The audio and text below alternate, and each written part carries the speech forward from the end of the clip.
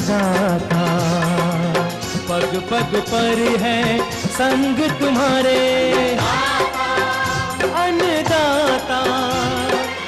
लहू किसानों का बन के पसीना सींचता है धरती का सीना। मेहनत का तेरी हक दिलवाने, नई तकनीक नई खोज बताने। पशुधन को गुणवान बनाना, पौध सुरक्षा को सिखलाना, खेती के सब गुर समझाने, भारत का सरताज बनाने। हाथों पहर है संग तुम्हारे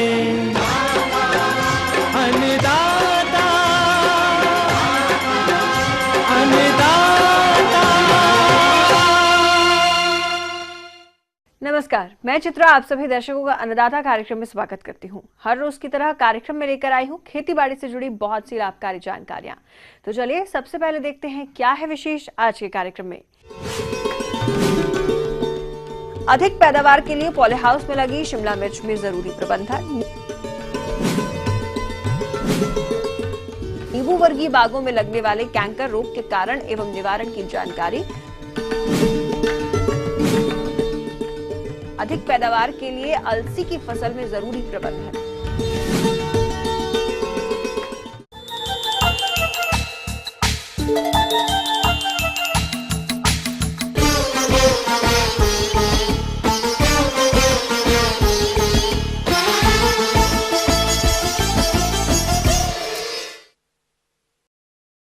हमारे प्रदेश में हाईटेक खेती का प्रचलन धीरे धीरे बढ़ने लगा है और इसके अंदर किसान भाई सब्जी और फूलों की खेती करते हैं।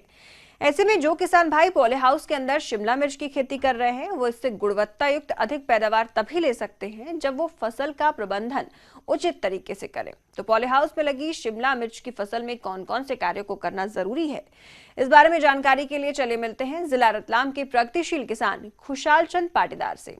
ये जो आप देख रहे हैं पॉली हाउस में जो शिमला मिर्ची लगाई है, ये हमारा करीब 4000 स्क्वायर मीटर का एरिया है।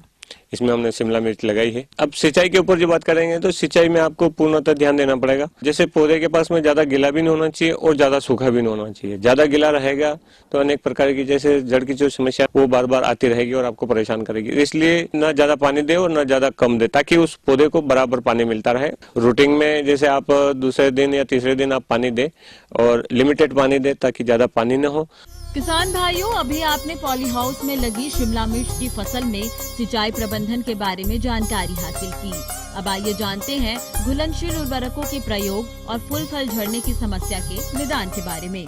और उसमें जैसे खाद की जो बात करेंगे तो खाद में आज वाटर सोल्यूबल खाद आ रहे हैं, तो वो सब वही ड्रिप वेंचुरी के साथ ही खाद चले जाएंगे। जैसे पौधे बढ़ाने के लिए अपन को गुनिस देना है, उसके बाद में जब फल फूल आने लग जाए तो उसमें फिर अपन को 05234 देना है, ताकि फूल फल झड़े नहीं और अच्छा रहेंगे। जैसे इसमें बोरान की भी कमी कभी कभी देखी जाती है, तो बोरान और माइक्रोन्यूट्रिएंट वगैरह देने से अपने को फल जो झड़ रहे हैं वो फल नहीं झड़ेंगे।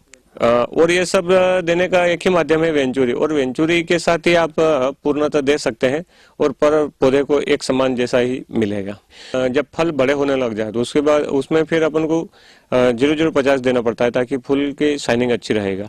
और बीच बीच में हफ्ते में एक दिन जैसे अपना कैल्शियम नाइट्रेट है, अगले हफ्ते मैग्नीशियम दे दिया।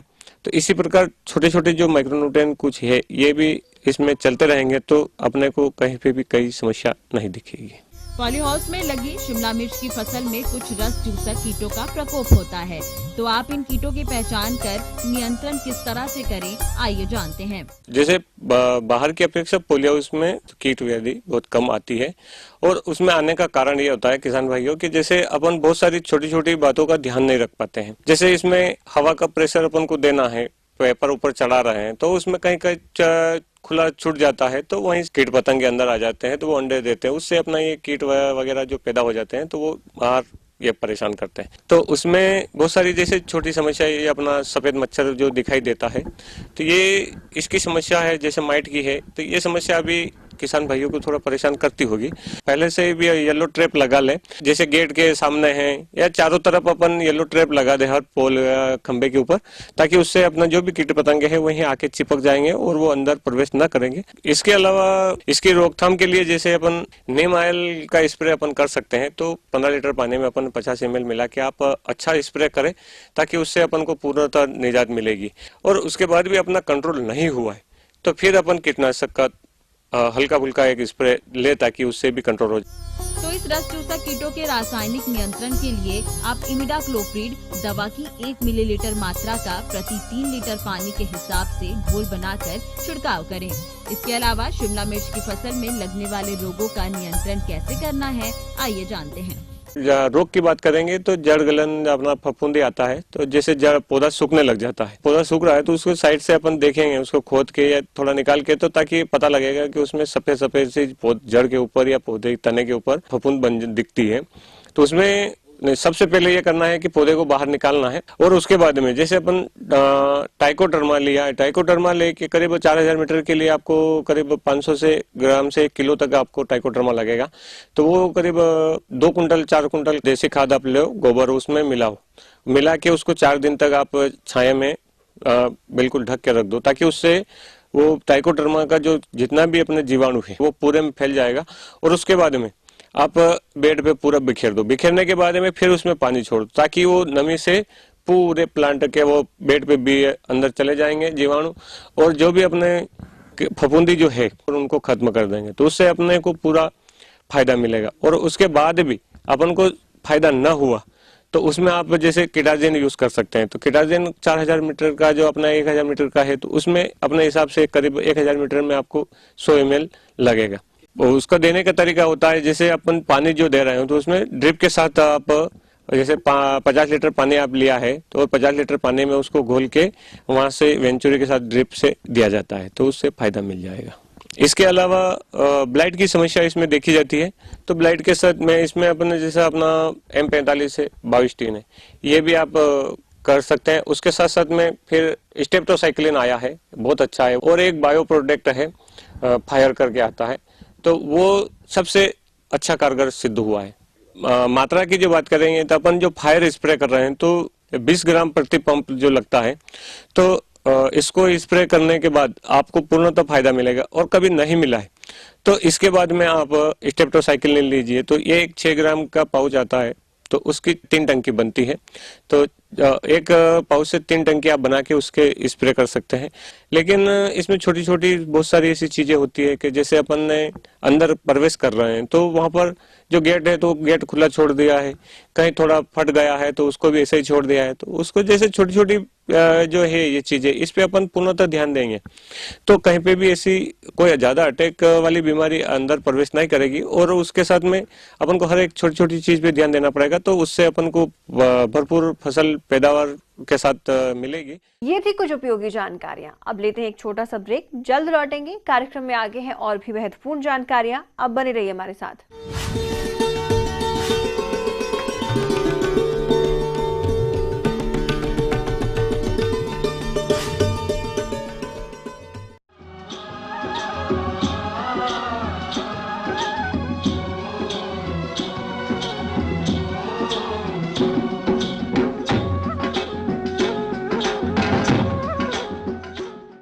ब्रेक के बाद एक बार फिर आप सभी दर्शकों का अन्नदाता कार्यक्रम में स्वागत है। चलिए बढ़ते हैं अगली प्रस्तुति की ओर।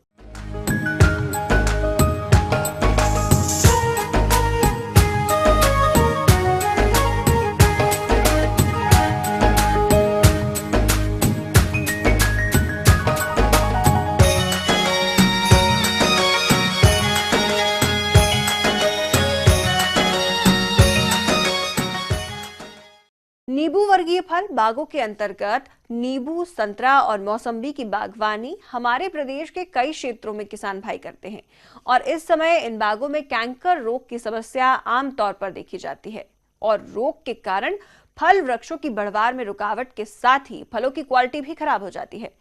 इसीलिए नींबू वर्गीय बागों में इस रोग की रोकथाम के लिए कौन कौन से उपायों को आप अपना सकते हैं, इसकी जानकारी दे रहे हैं बागवानी विशेषज्ञ डॉक्टर दिवेश कुमार। तो इसमें जो नींबू का जो किसान हमारे खेती करते हैं, उस नींबू के पौध पर एक साइट्रस कैंकर नामक जीवाणु जनित रोग लगते हैं, जो जेंथोमोनास कैम्पेस्ट्रिस से साइट्रिस से काउज होते हैं, जेंथोमोनास साइट्रिस से काउज करते हैं।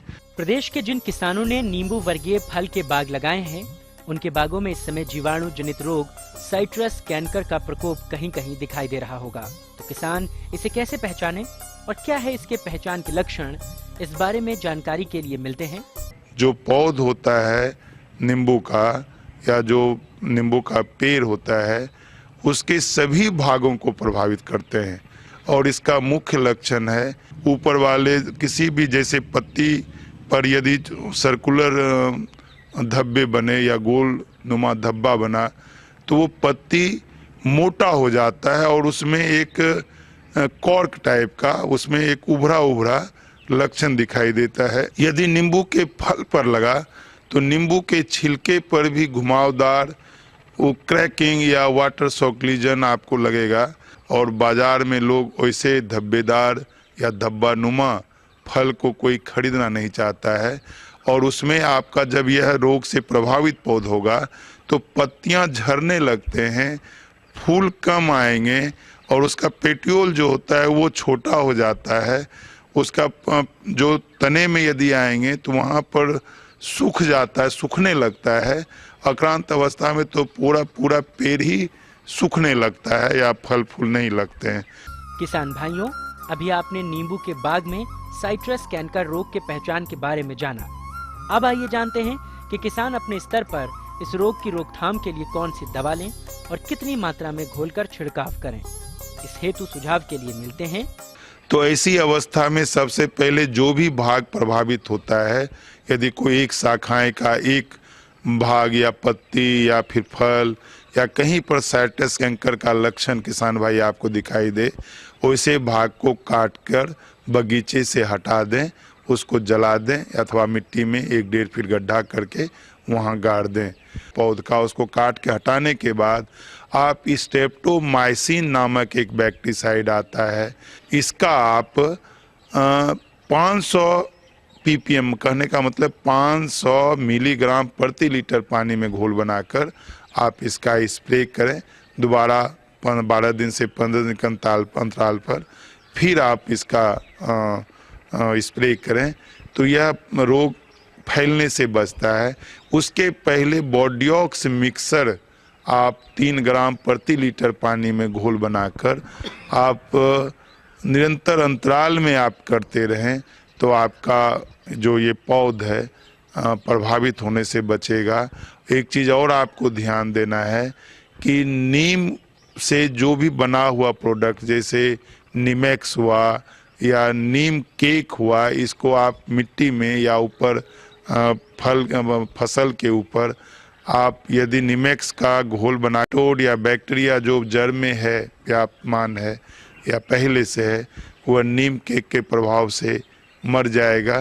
कोशिश ये होना चाहिए कि दवा देने से पूर्व हम जो इंटीग्रेटेड मेथड हैं, जो हमारे दवाओं से पहले जो भी संस्करण जैसे बगीचे की सफाई रखना, नीम केक देना या जो नीम से उत्पादित है उसका इस्तेमाल यदि हम करते हैं तो इससे हम अपने फसल को प्रभावित होने से बचा पाते हैं।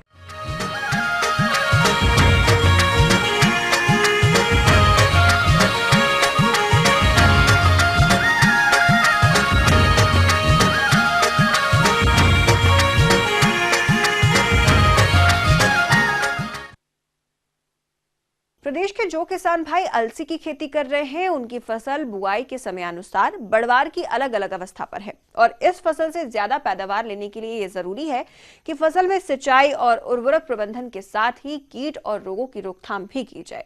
तो अलसी की फसल में इन्हीं सब कार्यों को कब और किस तरह से करना है, चले इसकी जानकारी लेते हैं आत्मा परियोजना उचहरा जिला सतना के विषय विशेषज्ञ रवि सिंह बघेल से। आप जानते हैं कि अलसी की फसल जो है वो असिंचित, अर्धसिंचित और सिंचित तीनों अवस्थाओं में हमारे प्रदेश में, अपने प्रदेश में, चाहे वो विंध्य का क्षेत्र हो, चाहे वो महाकौशल हो, चाहे वो बुंदेलखंड हो, सभी जगह पे बहुतायत मात्रा में उगाई जाती है। तो इस अलसी की फसल में प्राय ऐसा देखा गया है कि जब भी किसान भाई मुख्य धान फसलों के अलावा अलसी जैसी फसलों को खेत में लगाते हैं, उनको उगाते हैं, तो उनका रख रखाव, उनकी देखभाल, उनकी जो सस्यन प्रणाली है वो उन्नत और अच्छी तरीके से उपयोग नहीं करते हैं, जिसकी वजह से उतना जो वांछित उत्पादन और उत्पादकता प्राप्त करना चाहिए वो नहीं कर पाते हैं। तो इसके लिए मैं आपको सलाह और सुझाव देना चाहूँगा। खरपतवार एक बहुत प्रमुख समस्या है किसी भी फसल के लिए, अलसी की फसल के लिए भी है। ऐसे में आवश्यक हो जाता है कि उन खरपतवारों का समूल नाश किया जाए, चाहे वो कल्चरल विधि हो, चाहे वो यांत्रिक विधि हो, चाहे वो रासायनिक विधि हो। हैंड होक का उपयोग करें, चाहे व्हील होक का उपयोग करें, चाहे अपन सामान्यतः खुरपी से निदाई गुड़ाई करें, तो उससे 2-3 लाभ होते हैं। खरपतवार का नाश तो होता ही है इन विधियों में का उपयोग करने में, उसके साथ साथ कहीं न कहीं से जमीन की गुड़ाई हो जाती है, जमीन पोली हो जाती है, तो उसमें जो पोषक तत्व हैं उसकी सुगमता बढ़ जाती है, आसानी से पौधा ग्रहण कर सकता है और उसमें वायु का संचार बढ़ जाता है खेत में, तो जिसके कारण जड़ वृद्धि और वानस्पतिक वृद्धि में लाभ होता है। किसान भाइयों, फसल की अच्छी बढ़वाड़ के लिए जरूरी है पोषक तत्वों का संतुलित मात्रा में प्रयोग। तो अलसी की फसल में उर्वरक प्रबंधन किस तरह से करना है, आइए जानते हैं। जैसा कि अपन सब जानते हैं, अपने यहाँ अलसी की फसल जो ली जाती है तो प्रायः ऐसी हल्की ज़मीन पे या कम उपजाऊ ज़मीन पे ली जाती है जहाँ पे कहीं न कहीं से पोषक तत्वों की जो आवश्यकता है वो फसल के लिए बढ़ जाती है। मैं बताना चाहूँगा कि जिन किसान भाइयों ने बुवाई के समय या खेत की तैयारी के समय बुवाई के पूर्व नाइट्रोजन का उपयोग न कर पाए हों, तो तकरीबन 20 से 25 किलोग्राम प्रति एकड़ के मान से सिंचाई के बाद उसका ज़रूर छिड़काव करें।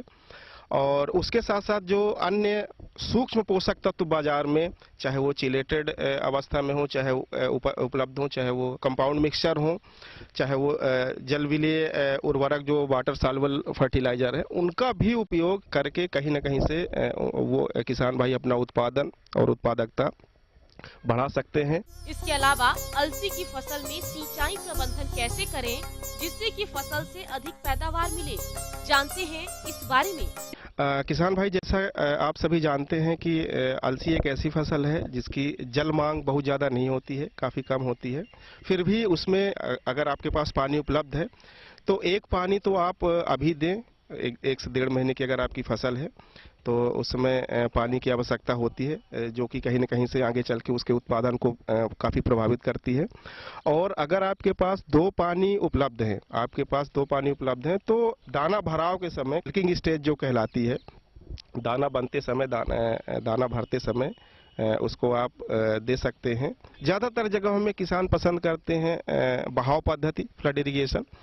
तो फ्लड इरिगेशन के साथ साथ जैसे वर्तमान में अगर जल संकट या जल की समस्या है या उबड़ खाबड़ जमीन है, ढाल वाली और ऊंची नीची जमीन है, तो उसके लिए स्प्रिंकलर एक बहुत ही कारगर विधि है, उससे पानी की बचत भी होती है। किसान भाइयों, अलसी की फसल पर कुछ कीटों का प्रकोप भी देखा जाता है, तो उन कीटों के नियंत्रण आप किस तरह से करेंगे, आइए जानते हैं। अलसी की फसल एक ऐसी फसल है जिसमें बहुत ज्यादा कीट व्याधियों का प्रकोप नहीं होता है। फिर भी प्रमुख रूप से अगर देखें तो एक आरा मक्खी जो होती है विशेष तौर पे अलसी पे लगती है, और एक इल्ली होती है, वो भी इल्ली इसमें आक्रमण करती है। चने की इल्ली का भी इसमें प्रकोप होता है।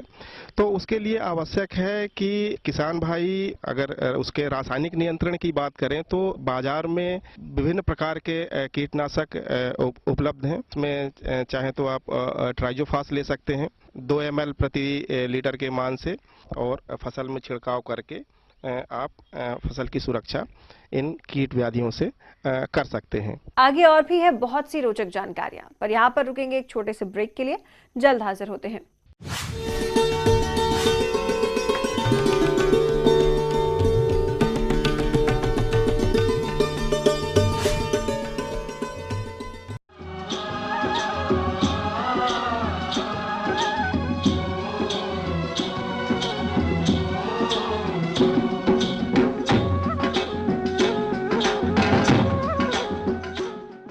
ब्रेक के बाद आप सभी दर्शकों का स्वागत है। चलिए अब रुक करते हैं अगली कड़ी की ओर।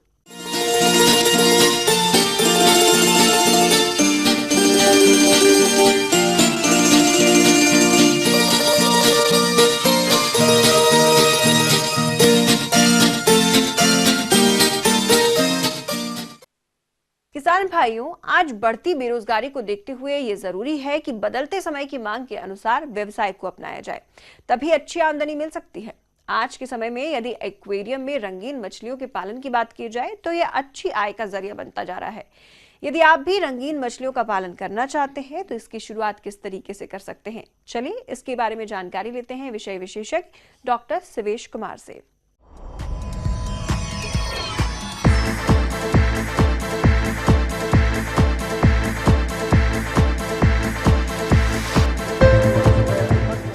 एक्चुअली जो अलंकारी मछलियाँ हैं, जिसको जो ऑर्नामेंटल मछली फिश बोलते हैं, इनके पालन से एक तो आदमी का जो टेंशन होता है उसके फ्री करने में बहुत बड़ा रोल है इसका। तो अच्छा होता है अगर घर में लाइव फिश को, ऑर्नामेंटल फिश को रखते हैं तो। और अगर थोड़ा सा एक सही लेवल में मार्केटिंग किया बना लिया जाए, मार्केट चेन बना लिया जाए, तो उसमें बहुत अच्छे से इसका लाभ उठा सकते हैं किसान भाई, नेचुरल से, बिना किसी एक्स्ट्रा ब्रीडिंग करवाकर। शहरों में एक्वेरियम छोटे आकार से लेकर बड़े आकार तक के होते हैं। बाजार में 15 इंच से 15 फीट तक साइज के एक्वेरियम उपलब्ध हैं। सबसे छोटे साइज का एक्वेरियम 12 गुणा 6 इंच का होता है। इससे छोटे आकार के एक्वेरियम में मछलियां ज्यादा बढ़ती नहीं हैं। इतने बड़े आकार के एक्वेरियम में 4 से 5 जोड़ी मछली को रख सकते हैं। जैसे कि गोल्ड फिश है, गप्पी है, मौली है, इवन अब तो पैंगेसियस जैसी मछलियाँ जिसको जो कि खाने के काम में आती हैं, उनको भी रख सकते हैं। लेकिन हाँ, छोटे साइज़ की मछलियाँ होनी चाहिए, ज़्यादा बड़ी नहीं होनी चाहिए। इन सभी मछलियों को और अच्छे से उनका पालन कर और उनका लाभ उठा सकते हैं किसान भाई। एक्वेरियम में पानी हमेशा क्लोरीन रहित, शुद्ध एवं ताज़ा होना चाहिए। पानी भरते समय एंटी क्लोरीन डालना चाहिए। मछलियों के लिए हितकर होता है। बोर पानी अगर इस्तेमाल कर रहे हैं तो पहले बोर से पानी एकत्र करके 2 दिन बाहर रखना चाहिए और फिर उसे एक्वेरियम में डालें। भोजन प्रबंधन एक बहुत बड़ा क्रिटिकल चीज़ है एक्वेरियम के मछली को पालने में। तो अच्छा होता है अगर हम लाइव फीड दें उनको, जो कि हमारे तालाब में प्लवक के रूप में मिलते हैं, या लाइव फीड होता है जो प्लैंकटॉन्स को बोलते हैं, जू प्लैंकटॉन्स बोलते हैं। अगर वो हमें मिलते हैं तो हम अगर वो खाना देते हैं मछलियों को, तो मछलियों का जो कलर होता है वो कलर नेचुरल कलर और अच्छे से निखार आता है कलर में। आजकल मार्केट में कलरफुल फीड, जो ड्राई फीड होता है, वो भी मार्केट में आया हुआ है, जिसको कि अच्छे से उपलब्ध है। वो भी खाना दे सकते हैं और उसकी विशेषता ये रहती है कि हर जो खाना का जो एक जो प्लेट होता है, वो प्लेट सारा न्यूट्रिएंट से भरा होता है।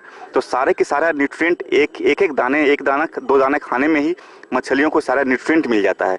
सो बाहर में भी अवेलेबल है, लेकिन अच्छा होगा अगर हर दिन नहीं तो सप्ताह में 1 से 2 दिन लाइव फीड, जो हमारे नेचुरल फीड होते हैं, वो देना चाहिए मछलियों को, तो आपको कलर अच्छा आएगा मछलियों में। एक्वेरियम के अंदर के सौंदर्य को बढ़ाने के लिए उसमें जलीय पौधों को उगाइए, क्योंकि इसकी वजह से उसे एक्वेरियम में प्राकृतिक ऑक्सीजन मिलता है और एक्वेरियम और भी अधिक आकर्षक दिखने लगता है। साथ ही मछली का जीवन समय भी बढ़ जाता है। जाड़े में कंपेयर टू कि समर के मौसम से, गर्मी से कंपेयर में जाड़े में मछलियों को रखना ज़्यादा अच्छे से रख सकते हैं, क्योंकि जाड़े में ऑक्सीजन की कमी नहीं हो पाती है पानी में, जिसके कारण कि मछलियों को अलग से एरेटर देने की ज़रूरत नहीं है। लेकिन चूँकि ठंड ज़्यादा हो जाती है तो जो वाटर का टेम्परेचर है वो कम हो जाता है, और अगर 10 डिग्री या 12 डिग्री टेम्परेचर चल जाता है वह पानी का टेम्परेचर, तो उसके लिए हमको एक स्पेशल हीटर आता है जो कि एक्वेरियम में लगा सकते हैं। उससे पानी का टेम्परेचर बढ़ा सकते हैं, 25 से 28 डिग्री टेम्परेचर भी रखते हैं, तो हमारे मछलियाँ अच्छे से रह सकती हैं उसमें। और साथ में उसी टेम्परेचर को बढ़ाने के लिए भी हम इसमें एरेटर का यूज़ करते हैं, ताकि जो पानी में सभी तरह का नीचे से पानी ऊपर और उस तरह से साइकिल बनता रहे, तो पानी का टेम्परेचर अच्छे से रहता है। यहाँ इस बात को ध्यान में रखें कि एक्वेरियम के ऊपर सीधी सूर्य की रोशनी नहीं आनी चाहिए, क्योंकि धूप लगने पर एक्वेरियम में फफूंद जैसा हरा कवक पनपने लगता है, जो मछलियों को नुकसान पहुँचाता है। इसके अलावा एक्वेरियम के पानी का तापमान ज्यादा या कम होने से मछली के ऊपर दबाव पड़ता है और मछलियाँ मरने लगती हैं। शीशा होता है जिस पर कि काई जम जाती है और उसके कारण ऑक्सीजन की कमी हो जाती है और उस ऑक्सीजन की कमी के कारण मछलियां मरने लगती है। तो हर 15 से 15 दिन में एक बार उस पूरे के पूरे जो एक्वेरियम है उसका 3/4 जो फीड है वाटर है उसको एक्सचेंज कर देना चाहिए और उसके बाद जो पानी बाहर निकालते हैं उसी पानी में मछली को रख दें कुछ देर के लिए और पूरा के पूरा जो शीशा है उसको अच्छे से क्या बोलते हैं वो रुई टाइप का सॉफ्ट जो कपड़ा होता है उस कपड़े से रगड़ कर और तब साफ करना चाहिए। ज़्यादा रुखरा कलर से अगर कपड़े से अगर रगड़ेंगे तो स्क्रैच आ जाता है शीशे पर, तो उससे फिर आपको देखने में ख़राब लगेगा, अच्छे से दिखाई मछलियाँ नहीं पड़ेगी। तो अच्छा होगा कि एक सॉफ्ट मसलिन क्लॉथ बोलते हैं या सॉफ्ट कपड़ा होता है उससे रगड़ कर साफ कर दें और हर 15 से 30 दिन के बाद मछलियों को पोटासियम परमैंगनेट के घोल में एक बार डिप कर तो ज़रूर उसके बाद तब डालें ताकि जो भी इन्फेक्शन मछलियों में हुआ होगा वो सारा इन्फेक्शन खत्म हो जाएगा और मछलियाँ स्वस्थ रहेंगी।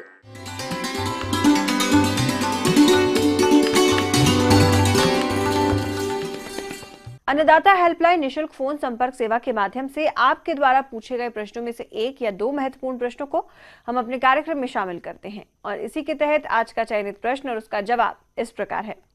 अन्नदाता निशुल्क फोन संपर्क सेवा के माध्यम से पूछे गए प्रश्नों में से आज हमने जिस प्रश्न को कार्यक्रम में शामिल किया है उसे पूछा है ग्राम झुमेरी, जिला रीवा के कृषक भगत ठाकुर ने।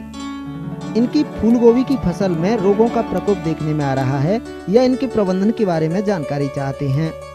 तो भगत ठाकुर जी, आपकी जानकारी हेतु प्रस्तुत है कार्यक्रम का यह अंश। ये रोग गल का है, गलने से मौसम जैसे परिवर्तन ह्यूमिडिटी चेंज होता है तो ये रोग जो है फफूंद बहुत सारे अटैक करते हैं उसके ऊपर।